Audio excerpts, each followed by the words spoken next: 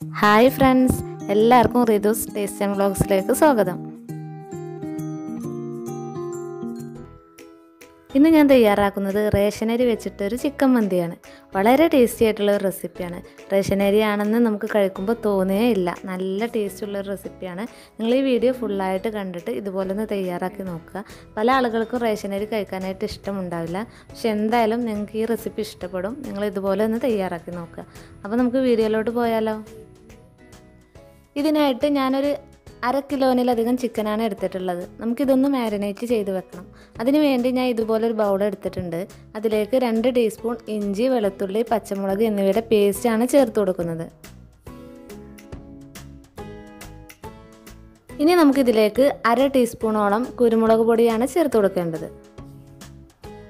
ഇനി ഇതിലേക്ക് 2 ടീസ്പൂൺ മന്തി മസാലയാണ് ഞാൻ ചേർത്ത് കൊടുക്കുന്നത്.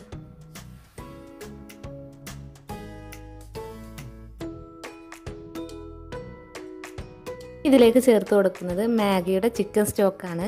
1 ക്യൂബാണ് ഞാൻ ഇതിലേക്ക് ചേർത്ത് കൊടുക്കുന്നത്. നമുക്കിതിലേക്ക് 1 ടീസ്പൂൺ മല്ലിയാണ് ചേർത്ത് കൊടുക്കുന്നത്. അതുപോലെ തന്നെ 1/2 ടീസ്പൂണോളം കുരുമുളകും ചേർത്ത് കൊടുക്കണം.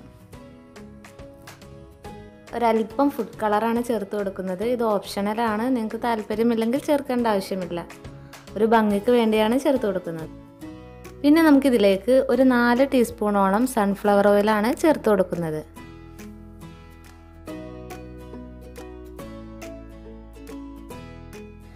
ഇനി എല്ലാം ചേർത്ത് നമുക്ക് കൈ വെച്ചിട്ട് തന്നെ നന്നായിട്ടൊന്ന് മിക്സ് ചെയ്ത് കൊടുക്കാം. അപ്പോൾ എല്ലാം നന്നായിട്ട് തന്നെ മിക്സ് ചെയ്തെടുത്തിട്ടുണ്ട്. ഇനി ഇതിലേക്ക് നേരത്തെ കഴുകി വെച്ചിട്ടുള്ള ചിക്കൻ ചേർത്ത് കൊടുക്കാം. ചിക്കൻ നമുക്ക് ഇഷ്ടമുള്ള വലുപ്പത്തിൽ കട്ട് ചെയ്തെടുക്കാം. ഞാനിവിടെ ചെറിയ പീസായിട്ടാണ് കട്ട് ചെയ്തെടുത്തിട്ടുള്ളത്. ഇനി ചിക്കനിലേക്ക് മസാല നന്നായിട്ട് തേച്ച് പിടിപ്പിക്കാം. നമ്മൾ ചേർത്ത് കൊടുത്തിട്ടുള്ള ചിക്കൻ സ്റ്റോക്കിൽ അല്പം ഉപ്പുണ്ടായിരിക്കും. അതുകൊണ്ട് തന്നെ നോക്കിയിട്ട് ആവശ്യത്തിന് ഉപ്പ് ചേർത്താൽ മതിയാകും. നമുക്കൊരല്പം ഉപ്പ് കുറവുണ്ട്, അത് ചേർത്ത് കൊടുക്കാം. ഇനി നന്നായിട്ട് തന്നെ മിക്സ് ചെയ്തെടുത്തിട്ട് ഒരു അരമണിക്കൂർ നമുക്ക് മാറ്റി വെക്കാം. ഇനി നമുക്ക് അരിയാണ് വേവിച്ചെടുക്കേണ്ടത്. അതിനായിട്ട് 3 കപ്പ് റേഷൻ അരിയാണ് ഞാനിവിടെ എടുത്തിട്ടുള്ളത്. ഇത് നല്ല പോലെ ചൂടുവെള്ളമൊക്കെ ഉപയോഗിച്ച് നന്നായിട്ട് കഴുകിയെടുക്കാം.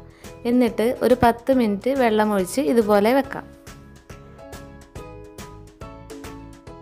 ഇനി നമുക്ക് അരി വേവിച്ചെടുക്കാം. അതിനായിട്ട് വെള്ളം വെച്ചിട്ടുണ്ട്. വെള്ളം ചൂടായി വരുന്ന സമയത്ത് നമുക്കിതിലേക്ക് ഒരു 4 ഏലക്ക ചേർത്ത് കൊടുക്കാം.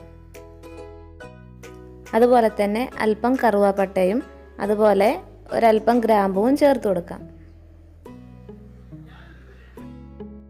ഇനി നമുക്ക് ഇതിലേക്ക് ആവശ്യത്തിനുള്ള ഉപ്പ് കൂടെ ചേർത്ത് കൊടുക്കാം. അതുപോലെ തന്നെ 1 ടീസ്പൂണോളം മന്തി മസാല ചേർത്ത് കൊടുക്കാം. ഇനി ഒന്ന് ഇതുപോലെ അടച്ചു വെക്കാം. വെള്ളം ഒന്ന് തിളച്ച് വരട്ടെ. ഇപ്പം നമ്മുടെ വെള്ളം നന്നായി തിളച്ച് വന്നിട്ടുണ്ട്. ഇനി നമുക്കിതിലേക്ക് നമ്മൾ കഴുകി മാറ്റി വെച്ചിട്ടുള്ള അരി ഒന്ന് ചേർത്ത് കൊടുക്കാം.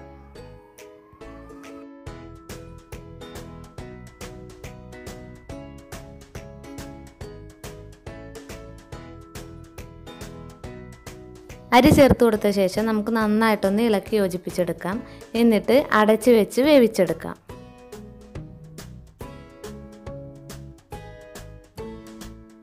അപ്പോൾ നമ്മുടെ റൈസ് ഇവിടെ റെഡി ആയിട്ടുണ്ട്. നമുക്ക് റൈസ് ഒരുപാട് അങ്ങ് വേവിച്ചെടുക്കേണ്ട ആവശ്യമില്ല. ഒരു 1/4 ഭാഗത്തോളം വേവാവുന്ന സമയത്ത് തന്നെ നമുക്കിതൊന്ന് മാറ്റി വെക്കാം. ഫുള്ളായിട്ട് വേവിച്ചെടുത്ത് കഴിഞ്ഞാൽ ദം ചെയ്യുന്ന സമയത്ത് ഒരുപാട് അങ്ങ് വെന്ത് പോകും. അപ്പോൾ ഈ ഒരു വേവിൽ വേണം മാറ്റി വെക്കാനായിട്ട്. ഇനി നമുക്ക് ചൂട് കട്ടിയുള്ള ഒരു പാത്രം വെച്ച് കൊടുത്തിട്ടുണ്ട്. അതിലേക്ക് ഒരു 3 ടീസ്പൂണോളം സൺഫ്ലവർ ഓയിൽ ചേർത്ത് കൊടുക്കാം. ഇനി നമുക്ക് ഒരു 2-3 പച്ചമുളക് ചേർത്ത് കൊടുക്കാം. എന്നിട്ട് നമുക്കതിലേക്ക് നേരത്തെ നമ്മൾ മാരിനേറ്റ് ചെയ്ത് വെച്ചിട്ടുള്ള ചിക്കൻ ചേർത്ത് കൊടുക്കാം. ചിക്കനിൽ നമ്മൾ ഓൾറെഡി ഓയിൽ ചേർത്ത് കൊടുത്തിട്ടുണ്ട്. അതുകൊണ്ടാണ് അല്പം ഓയിൽ ചേർത്ത് കൊടുത്തത്.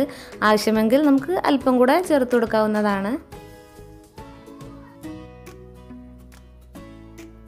ചിക്കൻ നമുക്ക് ഒരുപാട് അങ്ങ് വേവിച്ചെടുക്കേണ്ട ആവശ്യമില്ല. നമ്മൾ ദം ചെയ്യുന്നത് കൊണ്ട് ദമ്മിലിരുന്ന് തന്നെ നമുക്ക് വെന്ത് കിട്ടും.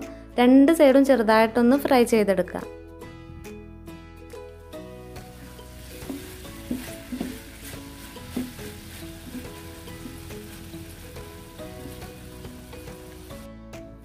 ഇപ്പോൾ നമ്മുടെ ചിക്കൻ രണ്ട് സൈഡും ഏകദേശം ഒന്ന് വെന്ത് വന്നിട്ടുണ്ട്, ഒരു ഹാഫ് വേവായിട്ടുണ്ട്.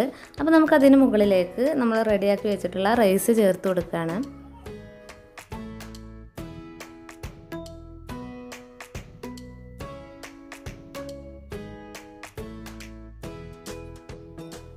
ഇപ്പോൾ പകുതി റൈസ് ചേർത്ത് കൊടുത്ത ശേഷം അതിന് മുകളിലായിട്ട് ഒരല്പം മന്തി മസാല ചേർത്ത് കൊടുക്കാം.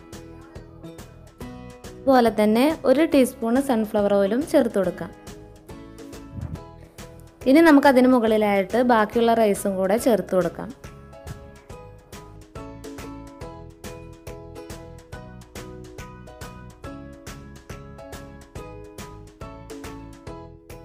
എന്നിട്ട് നേരത്തെ ചെയ്ത പോലെ തന്നെ അതിന് മുകളിലായിട്ട് അല്പം മന്തി മസാലയും 1 ടീസ്പൂണോളം സൺഫ്ലവർ ഓയിലും ചേർത്ത് കൊടുക്കാം. ഓയിൽ പ്രശ്നമില്ലാത്തവർക്ക് 1-2 ടീസ്പൂൺ ചേർത്ത് കൊടുക്കാം. ഇവിടെ അധികം ഓയിലായിട്ട് ഇഷ്ടമില്ലാത്തതുകൊണ്ടാണ് അല്പം ചേർത്ത് കൊടുക്കുന്നത്. ഇനി ഇതുപോലെ ഒന്ന് അടച്ചു വെച്ചിട്ട് നമുക്ക് ഇതിന് മുകളിലായിട്ട് അല്പം തീയുടെ കനൽ ചേർത്ത് കൊടുക്കുന്നുണ്ട്. ഞാനിവിടെ വിറകടുപ്പിലാണ് തയ്യാറാക്കി എടുത്തിട്ടുള്ളത്. അതുകൊണ്ട് തന്നെ ഇതിൻ്റെ താഴെ ഭാഗത്തും മുകൾ ഭാഗത്തും നന്നായിട്ട് തന്നെ ചൂടുണ്ടായിരിക്കും. അപ്പോൾ നമുക്ക് പെട്ടെന്ന് തന്നെ വെന്ത് കിട്ടും. നിങ്ങൾ ഗ്യാസിലൊക്കെയാണ് തയ്യാറാക്കുന്നതെങ്കിൽ മുകളിൽ ഒരു വെയിറ്റ് വെച്ച് കൊടുത്തിട്ട് ഒരു 10 മിനിറ്റെങ്കിലും സിമ്മിലിട്ട് വേവിച്ചെടുക്കണം. ഒരു 15 മിനിറ്റിന് ശേഷം ഞാനിത് അടുപ്പിൽ നിന്ന് മാറ്റി വെച്ചിട്ടുണ്ടായിരുന്നു. അതുപോലെ തന്നെ മുകളിലെ കനലും മാറ്റി കൊടുത്തിട്ടുണ്ടായിരുന്നു. ഏകദേശം ഒരു അരമണിക്കൂറിന് ശേഷമാണ് ഞാനിത് ഓപ്പൺ ചെയ്ത് നോക്കുന്നത്. അപ്പം നമുക്ക് നല്ലൊരു സ്മെല്ലൊക്കെ വരുന്നുണ്ട്. നമുക്കിതൊന്ന് ഇളക്കി യോജിപ്പിച്ചെടുക്കാം. അപ്പോൾ നമ്മുടെ റൈസ് ഇവിടെ അടിപൊളിയായി വന്നിട്ടുണ്ട്. ഒരുപാടങ്ങ് വെന്ത് പോയിട്ടുള്ള കറക്റ്റ് വേവ് തന്നെയാണ്. ചിക്കനും കറക്റ്റായിട്ട് വെന്ത് വന്നിട്ടുണ്ട്. നിങ്ങളെല്ലാവരും ഇതുപോലെ ഒന്ന് തയ്യാറാക്കി നോക്കുക, നിങ്ങൾക്ക് എന്തായാലും ഇഷ്ടപ്പെടും. അപ്പോൾ നല്ല ടേസ്റ്റി ആയിട്ടുള്ള ചിക്കൻ മന്തി ഇവിടെ റെഡി ആയിട്ടുണ്ട്.